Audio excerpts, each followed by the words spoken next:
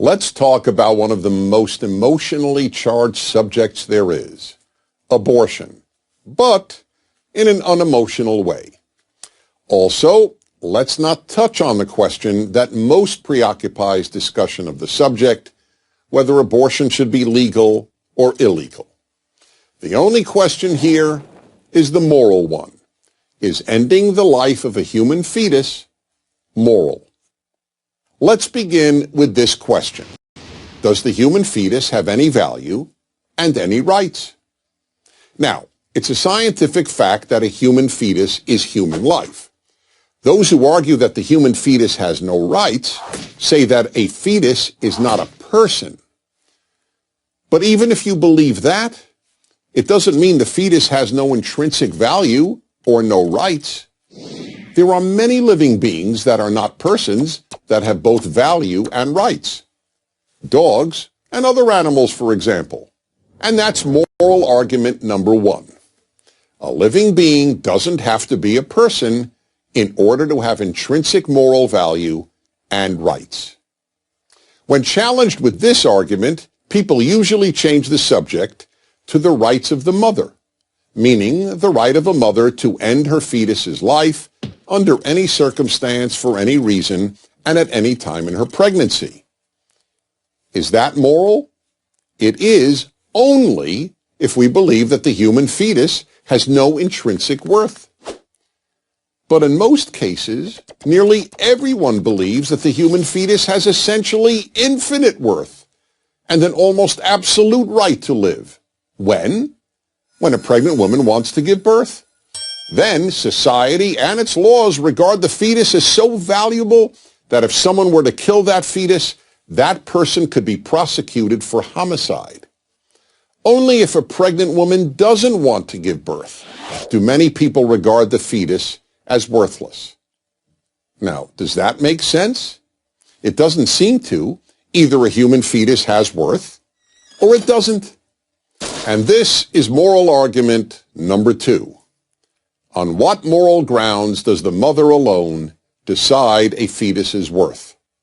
We certainly don't do that with regard to a newborn child. It is society, not the mother or the father, that determines whether a newborn child has worth and a right to live. So the question is, why should that be different before the human being is born? Why does one person, a mother, get to determine whether that being has any right to live? People respond by saying that a woman has the right to control her body.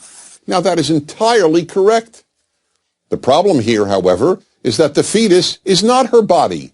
It is in her body. It is a separate body. And that's moral argument number three. No one ever asks a pregnant woman, "How's your body?" when asking about the fetus. People ask, "How's the baby?" Moral argument number four. Virtually everyone agrees that the moment the baby comes out of the womb, killing the baby is murder. But deliberately killing it a few months before birth is considered no more morally problematic than extracting a tooth. How does that make sense? And finally, moral argument number five. Aren't there instances in which just about everyone, even among those who are pro-choice, would acknowledge that an abortion might not be moral? For example, would it be moral to abort a female fetus solely because the mother prefers boys to girls, as has happened millions of times in China and elsewhere? And one more example. Let's say science develops a method of determining whether a child in the womb is gay or straight. Would it be moral to kill a gay fetus because the mother didn't want a gay child?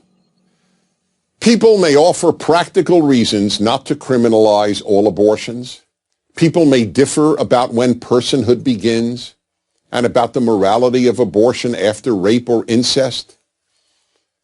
But with regard to the vast majority of abortions, those of healthy women aborting a healthy fetus, let's be clear. Most of these abortions just aren't moral.